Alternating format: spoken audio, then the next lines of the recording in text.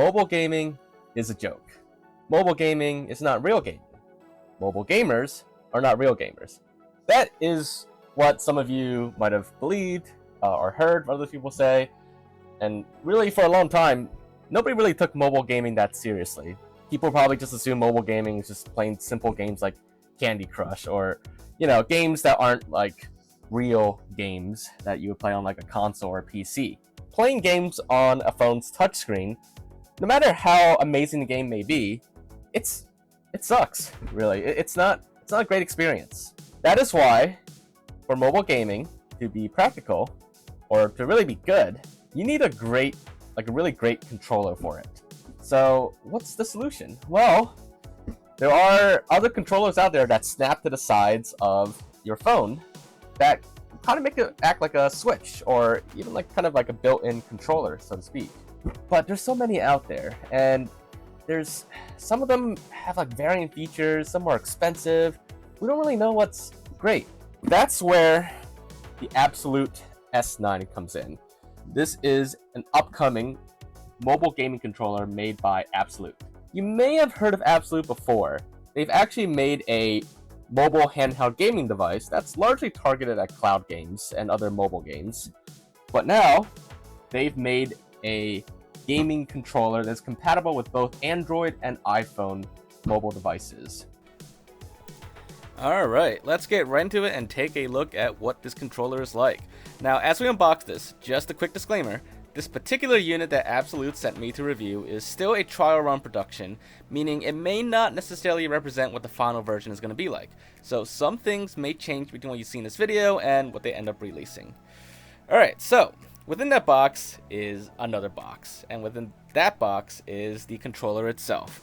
So what we get in this is obviously the controller, but we also get a bunch of replaceable thumbsticks.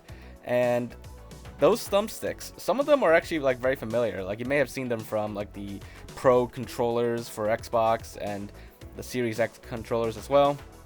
And as for the controller itself, this is basically what it looks like up close, and it has a very nice texture on the bottom of it. Like it's really good grips for the controller. It's definitely looks like it's very comfortable to hold, and has a bunch of ports on it, some very important ones that I'll discuss later in the video. But this is basically how it works. You just stretch it out, and then you put your controller into the USB-C port. So let's take a look at the specs now. So on paper, this controller is actually really nice. It's compatible with pretty much any USB-C phone, including both Android and newer iOS phones. This controller is also able to hold larger phones than most other mobile controllers as well. It also has both Hall effect triggers and Hall effect joysticks. The buttons on the controller are quiet membrane buttons, and the D-pad is interchangeable for different kinds of styles. Also, there are 2 programmable buttons on the back, and this even has a turbo feature too, which I don't see on many controllers anymore these days. It even has a built-in rumble and gyroscope support, which is very similar to some features in Elite controllers. This whole thing is basically designed to be as ergonomic as a modern Xbox controller, while also being mobile friendly and not compromising on features. Okay, so now that you heard the specs and seen the controller in more detail, now it's time for the most important thing, which is TV. Just kidding. Obviously, it's the games, but bonus points to whoever gets that reference. So here's the controller, and I'm going to be pairing it with my Red Magic 9 Pro gaming phone.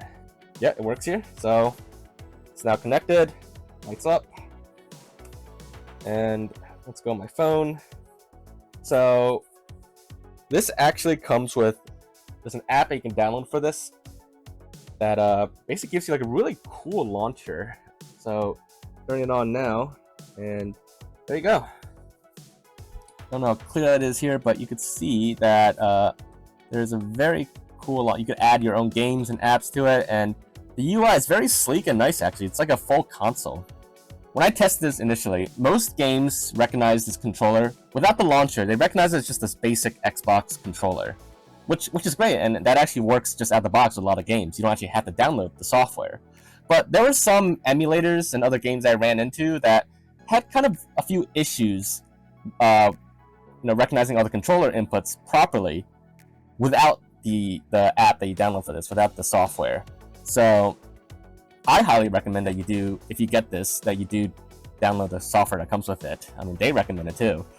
Alright, so here we are on my phone with this controller running the launcher.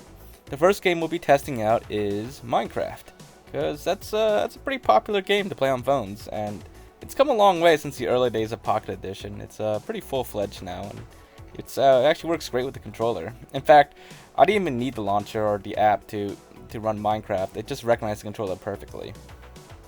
However, the Dolphin emulator on Android, that I did need the app to, I guess, customize or calibrate the controller, because out of the box, without the app, the Dolphin just didn't really recognize it that well. So yeah, I mean, and it's the same with other emulators. Like I said, you kind of do need the app to get the best experience in most games and apps. So if you get this, do make sure you download the app. But otherwise, like some games do, like, they don't need the app to run the game well, but I still recommend it. And the launcher looks really nice too. It's very convenient to use. But yeah, so I just ran a couple other games there. You saw Geometry Wars on the Wii and Dolphin, and then even like a Switch game on Yuzu, if anyone still has that emulator on their phone. And now here we have Halo 3 on MCC using Xbox Cloud Streaming, because cloud streaming probably was one of the intended uses of this as well. And as you can see, it works great. In fact, it's just like using an actual Xbox controller. Yeah, I mean, this is great. My phone fits great, and my phone's definitely on the larger side. It's not too heavy. The controller, you know, the back is all textured and feels great to hold, like a true grip. The buttons, the joysticks, everything, it all feels really great and ergonomic. And I could actually game on this for quite a while. I can hold it for a long time without my hands getting uncomfortable. Everything that just feels nice about it. And another great feature about this that a lot of like other mobile gaming controllers don't have, that like I've wanted for a while and it has been like an issue, is that it has a headphone jack on it. Like, personally, to me, that's actually a big deal, because I don't like wireless headphones or earbuds for my phone. I prefer wired. And the previous like mobile controller I used, it did not have a headphone jack. And when I looked into it, a lot of mobile controllers don't. Like, very few actually have a headphone jack pass-through. This one does, but a lot don't. And that's a huge like deal for me.